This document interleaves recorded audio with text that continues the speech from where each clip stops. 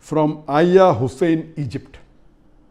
Many Christians allege that Shaikh Ahmed Deedat got a disease that affected his tongue because he lied about the gospel. Such allegations make me really upset. Kindly advise how to respond to such claim. To tell you that Shaikh Deedat, it is wrong to say disease affecting the tongue. Shaikh Deedat, may Allah grant him Jannah, Rahimullah, may Allah have mercy on him.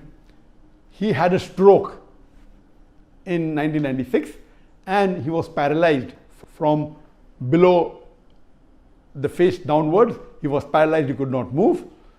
To say that Allah gave this as a punishment because he spoke against the gospel or he lied against the gospel is not true. And as I mentioned in my earlier answer, that any calamity or any disease, it may either be a punishment or it may be a test. How do you realize that whether any calamity is a test or a punishment? If the person is on the straight path, then that calamity is a test. And Allah wants to test that servant of his, that if I increase the calamity, will the person yet have faith in me or not? And if the person, even after a calamity befalls him or her, yet the faith is strong, then Allah subhanahu wa ta'ala gives a higher reward and Allah will grant him a higher status in Jannah.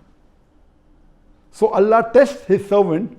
That's the reason our beloved Prophet ﷺ said, the maximum difficulties amongst the human beings are put on the Anbiyas, on the prophets, on the messengers of Allah, because they are the highest caliber.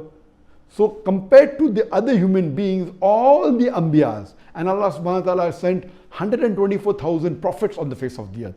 All these prophets were tested much more than a normal human being. That means they will get a much higher status in Jannah than the other human beings. If it's a punishment, then it is for those people who have committed a sin. So if a person has sinned and has gone against the commandment of Allah subhanahu wa ta'ala, that calamity is a punishment. And you come to know that in the punishment the person suffers. Whereas in a person, if it's a test, the person who's on the straight path, his iman increases.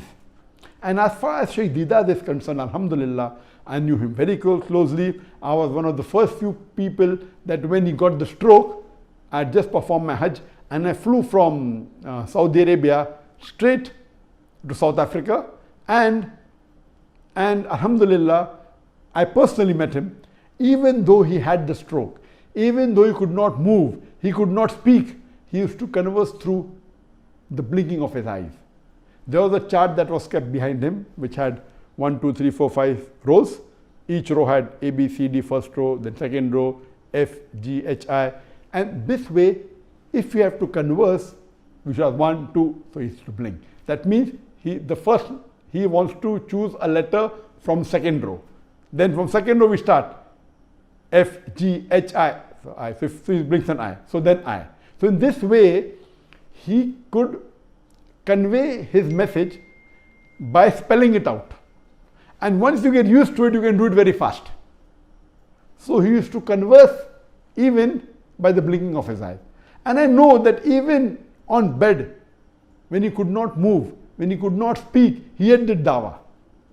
There were Christians who came to meet him, there were Christian missionaries who came to meet him, non-Muslims, and through dawah he was even able to revert some of the non-Muslims, alhamdulillah. He wrote long messages and he even encouraged me, and he even dictated a message on the plaque. The best award that I've got from anyone, the best plaque, is the plaque given by Shaikh Ahmed Deedat to me in the year 2000, in which he dictated the message that, son, what you have done in 4 years had taken me 40 years to accomplish, alhamdulillah. So this he dictated with his eyes, even though he could not speak. And that plaque really, mashallah, gave a lot of encouragement to me. And if there is a person who is responsible, who is a catalyst for me to change from a doctor of a body to a doctor of a soul, it is Shaikh Ahmed Deedat. And inshallah, even he will get all the thawab that whatever little bit I've done in the field of dawah, may he get the sawab without reducing my sawab. So alhamdulillah, Shaikh Ahmed Deedat was for 9.5 years on the bed. He could not move, but yet you could see his passion. You could see his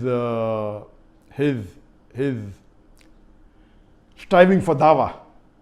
So according to me, if you see the striving, you see the passion, there was no remorse in him that what he did was wrong. He continued his dawah. This means Allah subhanahu wa ta'ala, according to me, wanted to give a higher status to Shaikh Deedat.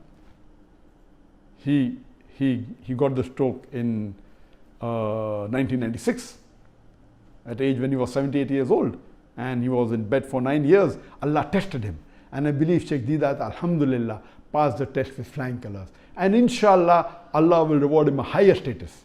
And that reminds me that many people tell me, oh, Dr. Zakir, because he's doing dawah, he's been harassed and he's been attacked by the enemies.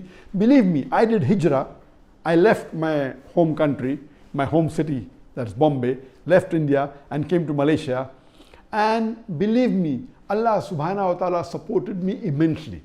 If I have to think, I can point out 10,000 difficulties. But if I have to contemplate on the mercy of Allah, I can think of millions of things that Allah has blessed me. So depending upon whether you're an optimist or a pessimist, and believe me, I'm very happy. Whatever difficulties that came, they were nothing compared to the blessing that Allah has given me, to the ni'mah that Allah has given me. I'm continuing my dawah. I'm not stopping my dawah. So people are saying, oh, see, Zakir got a punishment and the Indian government went against him. It's not a punishment. It is makru makaralo. Makru makaro wallahu khairul makirin. They, the unbelievers, they plotted and planned. Allah to plan. Allah is the best of planner. This BJP government, the Indian government, they planned against the Muslims and they did it. And one of the planning was to remove me out of the country so that, because of the popularity, so that they could continue the injustice on the Muslims. But alhamdulillah, Allah gave me a better country, and mashallah, my dawah has increased. It hasn't stopped. I'm continuing. So these are tests, and I pray to Allah subhanahu wa ta'ala, may He accept my effort, and may He give me a higher status in Jannah.